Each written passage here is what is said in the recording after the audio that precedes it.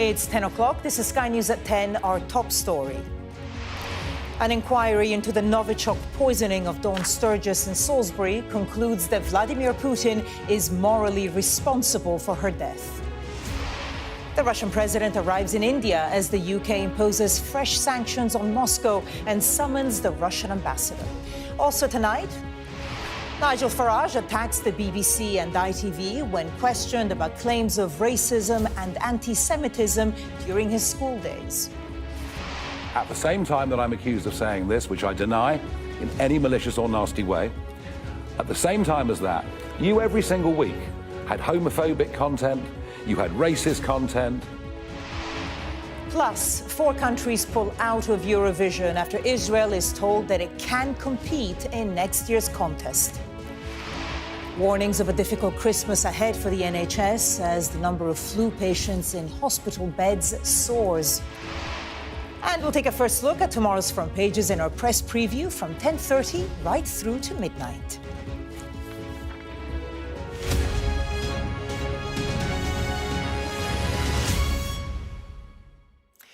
Good evening. The inquiry into the death of a woman poisoned by a Russian nerve agent in Salisbury has accused Vladimir Putin of being morally responsible for her death.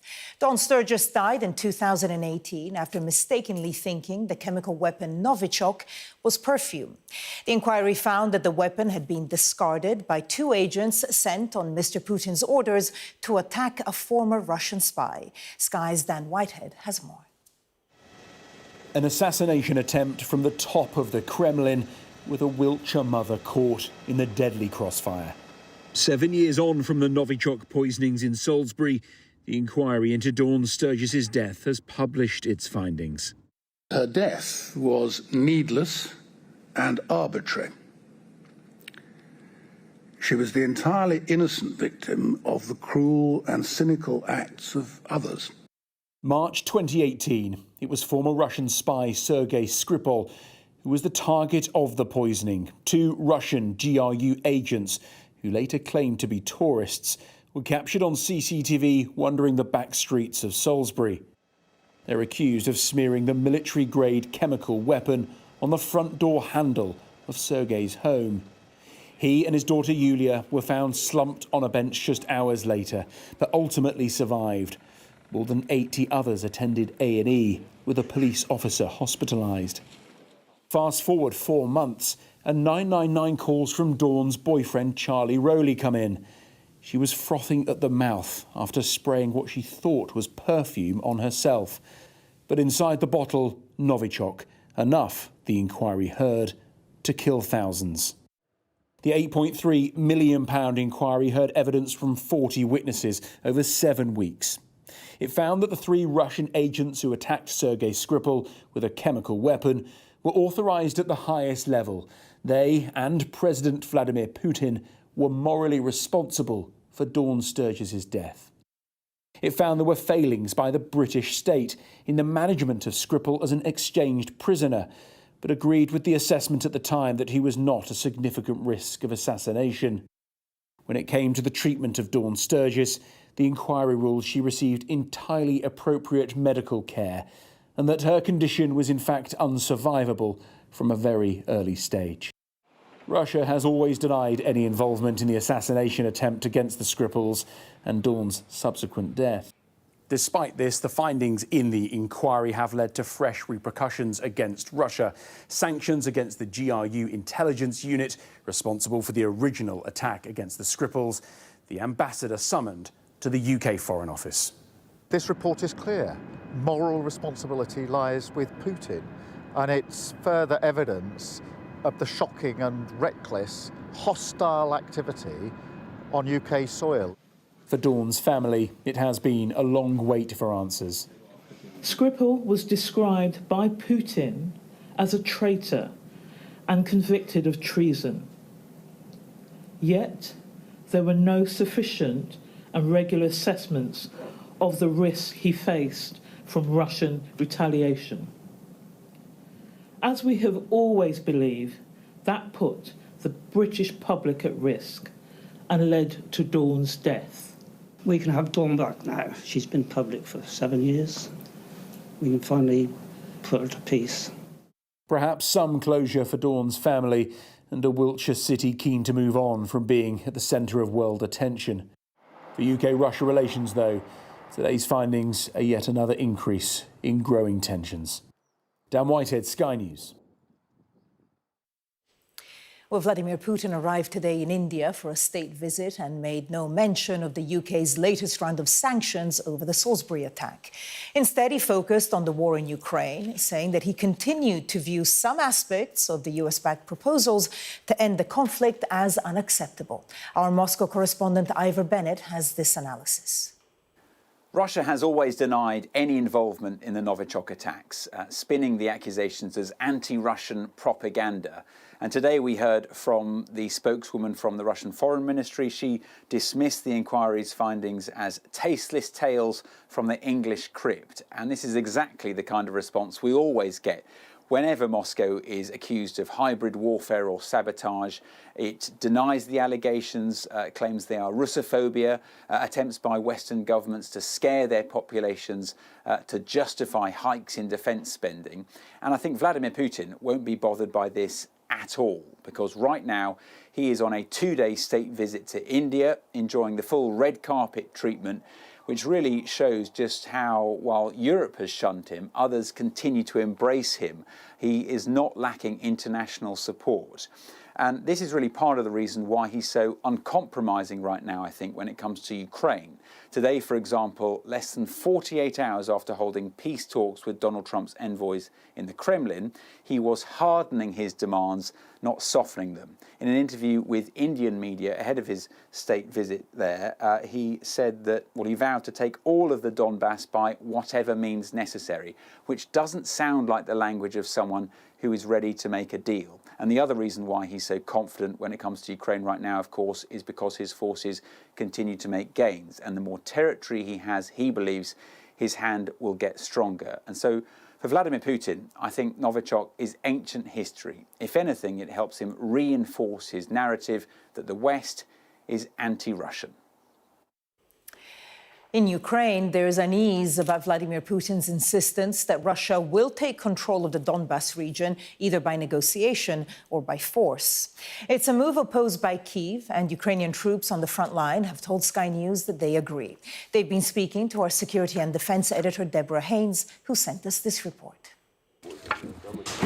The threat of death is something people have learnt to live with in eastern Ukraine. A Russian missile devastated this market in the city of Kramatorsk. It struck at night, so mercifully no one was hurt. And the very next day, stalls are open again.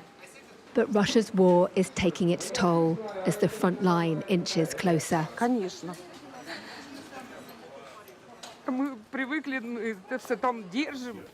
Of course, we are used to keeping it all inside, but it still hurts.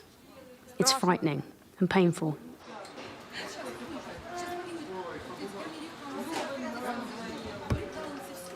I just want things to be the way they used to be. We don't want anything here to change. Yet taking control of the whole of the Donbass is a key goal for Vladimir Putin. The fortifications, though, evidence that Ukraine is not preparing to surrender, even as Donald Trump attempts to broker a peace deal that may favour Moscow. In a secret bomb factory, soldiers played their part to influence the negotiations. They're producing makeshift mines, covered in grass to be harder for the Russians to spot. It is pressure activated. You must step on it. He then shows me how the device works, with a boot dropped from the branch of a tree. Oh, wow, completely destroyed. Yeah, it's a small. How would you feel if you were told that you had to surrender this territory that you fought so hard for? I'm against retreating, giving any territories away. If we now give away borders, give away Donbass, then what? Any country can come to any other country and say, this is our land, let's coordinate, do business, and keep living as before. That is not normal, in my view. It's a view shared by troops at another workshop, where they fix and improve drones. Anatoly stopped farming and started soldiering when Russia attacked in 2022. At 59, he says Ukraine has sacrificed too many lives to give up land it still holds. It would be like somebody comes to your house and says, "Give me a piece of your home." What's your message to Donald Trump, who's trying to force Ukraine into a peace deal? What could I say? If someone took a piece of his territory, what would he say to that? The same goes for us. Back in the city centre, the all-too-familiar sound of an air raid siren. Kramatorsk remains defiant against Russia's advances. But might American diplomacy undermine its defences instead? Deborah Haynes, Sky News, Eastern Ukraine. Nigel Farage attacked both the BBC and ITV today as he was questioned over claims of racism and anti-Semitism during his school days. At a news conference, the Reform UK leader slammed the BBC's Today programme over questions put to a member of his party about alleged incidents involving Mr Farage in the 1970s. And Mr Farage read out a letter from a former pupil which he said cleared his name. I've received many letters over the course of the last few days from people that I was at school with. This one I think is particularly relevant. I was a Jewish pupil at Dulwich College at the same time, and I remember him very well. While there was plenty of macho, tongue-in-cheek schoolboy banter, it was humour. And yes, sometimes it was offensive, rather like most of the BBC's output, but never with malice. I never heard him racially abuse anyone. If he had, he would have been reported and punished. He wasn't. The news stories are without evidence except for belatedly politically dubious recollections from nearly half a century ago. Back in the 1970s, the culture was very different. Perhaps, Damon, you should reflect on that. Especially at Dulwich. Lots of boys said things they'd regret today, or just laugh at. Whilst Nigel stood out, he was neither aggressive nor a racist. If I can help in any way, let me know. And I've had plenty of those messages over the course of the last few days, and I'm sick to death of the double standards and hypocrisy, above all, of your organisation. And what happened on the Today programme this morning was a complete bloody disgrace. Mr Farage insisted he had not made racist or anti-Semitic remarks in a malicious or nasty way as he criticised ITV in response to a question from its political correspondent. You were the channel of Bernard Manning. He occasionally appeared on the Beeb. Your channel, at the same time that I'm accused of saying this, which I deny in any malicious or nasty way, at the same time as that, you every single week had homophobic content, you had racist content, you had all sorts of content which these days you'd be locked up for. So let's cut the double standards from British broadcasters, shall we? Well, let's bring in our chief political correspondent, John Craig. So, John, is Nigel Farage feeling the pressure over these claims of racism and anti-Semitism? Well, his attacks on the two journalists involved, you heard him first of all attack a BBC journalist very personally and then an ITV journalist. Seems pre-planned, premeditated, came armed with that letter and he came clearly expecting questions on those allegations. But he did rather lose his temper and those outbursts were pretty angry. And note the phrase that he didn't use anti-Semitic language in a malicious or nasty way. That has been taken by his political opponents, by the Conservatives in particular, as an admission that the allegations against him are true. The Labour Party, their chair, Anna Turley, has said Mr Farage can't get his story straight. And he talks about, first of all, he couldn't remember, then it wasn't true, and so on. But Clearly, he's decided to come out fighting, to go on the attack. Besides attacking ITV over Bernard Manning, he launched into a bitter attack on the BBC. He mentioned the black and white minstrels. He mentioned It Ain't Half Hot, Mum. And he said, what about Alf Garnett? And then he also talked about another programme, Are You Being Served? Talked about how they were homophobic, perhaps, and he talked about how the BBC should apologise for those. As for that radio interview, well, he said it was despicable and disgusting. He accused the BBC of double standards, and he said the BBC should apologise for the outputs that it put out in the 1970s, because it was homophobic, a sort of thing that he's being accused of now. Will it silence the critics? No, of course not. The BBC and the Guardian newspaper in particular, which leads on the story on its front page after the news conference, will no doubt continue their digging, and the political opponents of Mr Farage, Labour and the Conservatives, served notice that they plan to keep up the attack as well. So clearly he decided to get tough with his critics, not just his opponents, political opponents, but some broadcasters as well. And he really did go for both the BBC and ITV, and he did genuinely seem to be furious in the tone of his remarks. Our chief political correspondent, John Craig there. John, thank you. Well, Mr Farage also answered questions about Reform UK, recording the largest ever single donation from a living person in British political history. The British businessman, Christopher Harborne, gave the party £9 million in August. Our deputy political editor, Sam Coates, has more. This man is the biggest political donor in the UK. But who is he? And why has he got two names?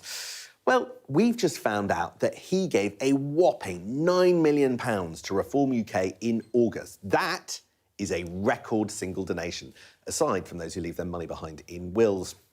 But who is he? His name is Christopher Harborne, here on the left. He's been around in politics for quite a while. He made his money in the aviation fuel, defence and investment and in cryptocurrency industries. And here, as you can see, he is with Boris Johnson on a trip to Ukraine, meeting the mayor of Lviv. But Harborne actually lives in Thailand, where he's got a second Thai name and a Thai passport. In this picture, you can see him giving a scholarship to a child at a wellness sanctuary, which he owns. 100,000 baht, just under £2,500. Let's have a listen to what he tells his guests there. Yeah, one of the things that we try to help all of our guests that come along is change one thing on each visit. Mm-hmm. Just one thing. Harborne's changed a few things over the last few decades, and not just his name. Before 2019, he gave small amounts of money to the Conservatives, you can see there in the dark blue. But you can see from the launch of the Brexit Party in 2019 that he was giving them millions and millions in total. But then, under 2021, when Boris Johnson was in power, he gave more money to the Tories, bringing the total for them to just under £2 million. Now, look at this huge spike. This is the £9 million given to Reform. And it's not just his donations to the parties. He's actually also given over £60,000 to Nigel Farage's private office. And that included flying him out to Donald Trump's second inauguration. Here it is. So let's have a little bit of a listen to what Nigel Farage said about his relationship with Harborne. Does he want anything in return for his money? I promise you, absolutely nothing. Do I speak to him regularly? Maybe once a month, maybe once every 6 weeks, but certainly not more than that. And have I promised him anything? Hand on heart, I have not promised him a single thing in return for his donation. So how does Harborne stack up compared to other donors? Well, look at this. Here are all the donations to the former Brexit Party and to Reform UK since it was launched in late 2019, the Nigel Farage project of the last few years, effectively. And you can see that Christopher Harborne is far and away the biggest donor, donating more than all the others combined. Coming in second, British businessman Jeremy Hoskin. He's down here with £1.7 million. But Harborne, it's about 10 times, a bit more than that, of that amount. But how does this stack up for reform compared to other parties, and why should you care? Well, this is a big donor breakthrough moment for Farage's party. They've got £30 million in the first 3 quarters of this year. It's a huge amount, and now that puts them more than Labour and topping the Tories. It could make a huge difference when it comes to the May elections, particularly in Scotland and Wales, and it might help Reform UK to turn its poll lead into real votes. 4 countries, Ireland, Spain, the Netherlands and Slovenia, have pulled out of Eurovision after Israel was told that it could take part in next year's contest. The 4 nations had lobbied for Israel to be excluded over the war in Gaza. Well, our arts and entertainment correspondent Katie Spencer joins me now in the studio. So 4 nations so far have said that they will boycott the contest. Could there be many more?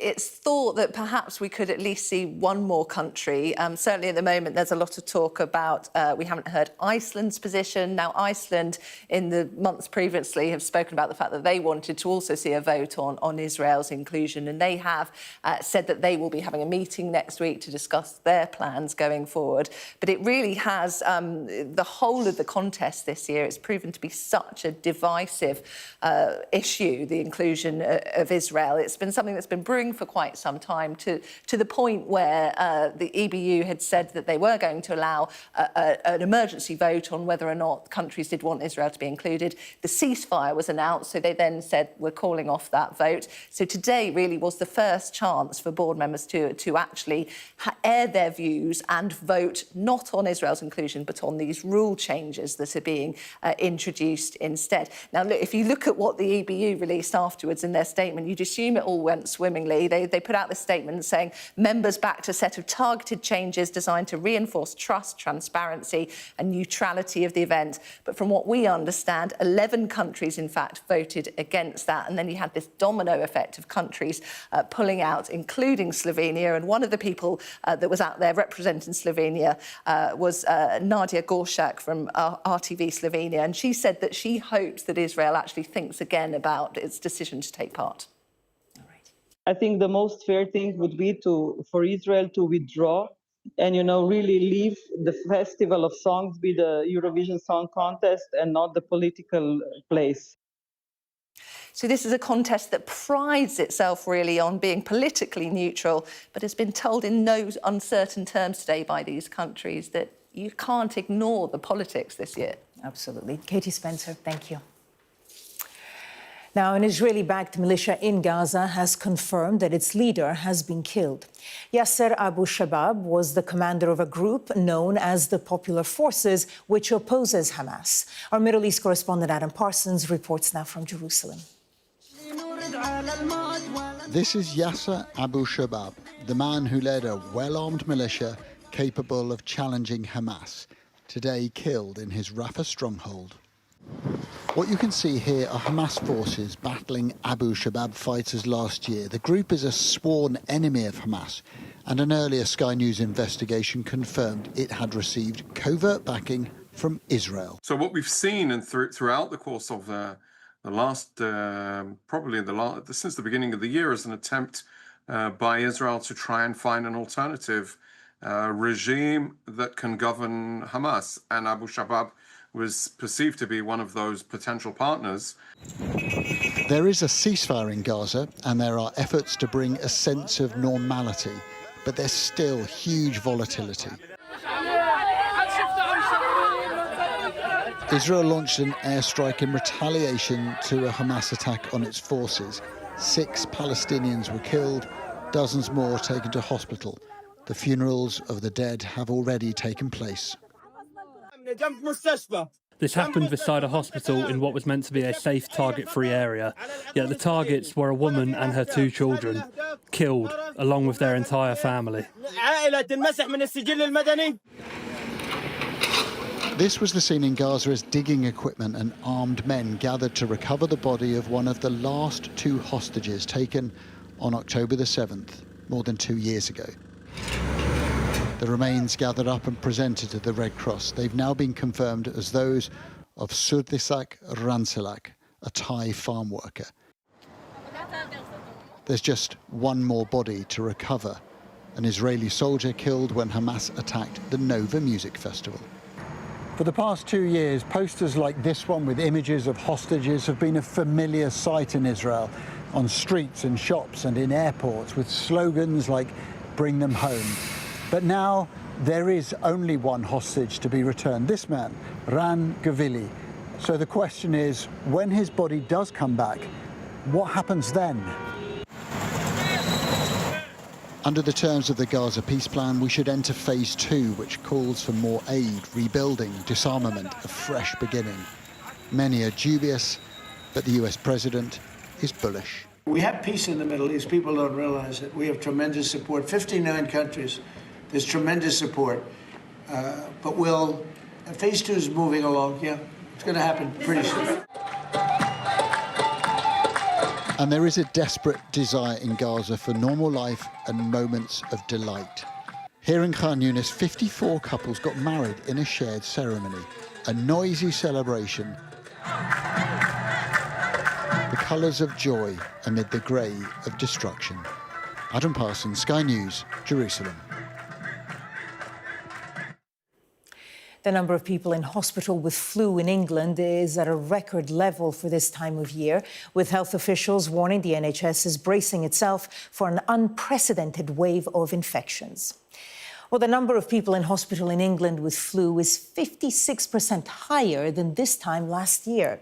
And an average of 1,717 flu patients were in hospital beds each day last week, including 69 in critical care. Our health correspondent Ashish Joshi has more.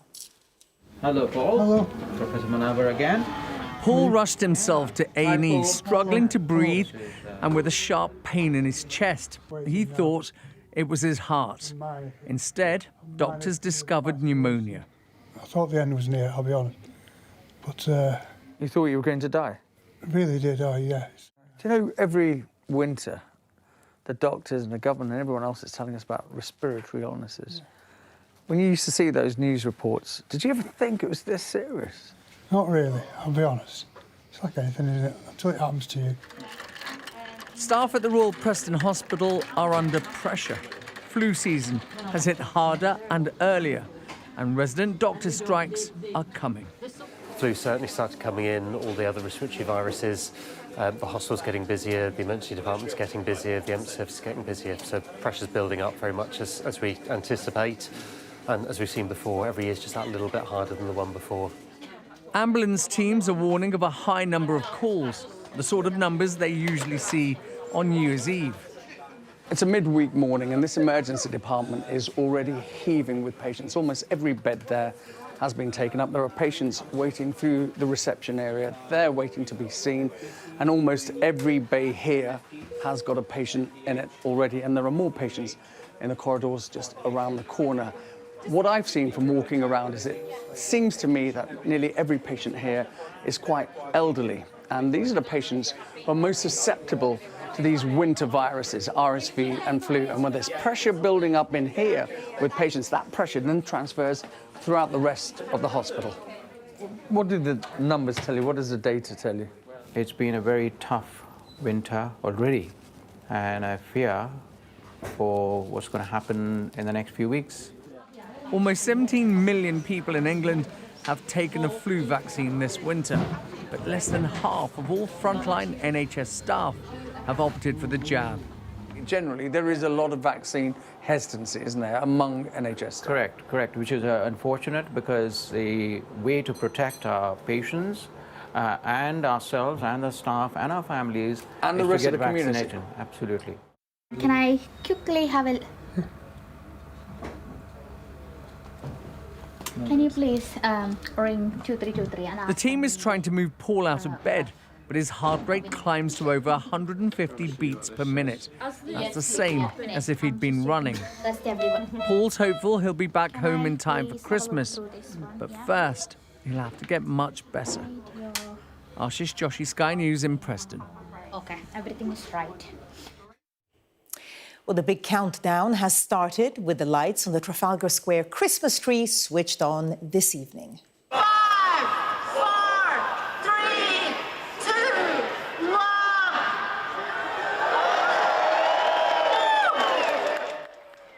there it goes. The 66-foot-high Norwegian spruce arrived in London from Norway earlier this week, continuing a tradition that began in 1947. The trees have been gifted every year as a thank you for allowing Norway's king and queen to shelter in the UK during the Second World War. And it looks beautiful. That was Sky News at 10. Coming up, we'll take a first look at tomorrow's papers in the press preview.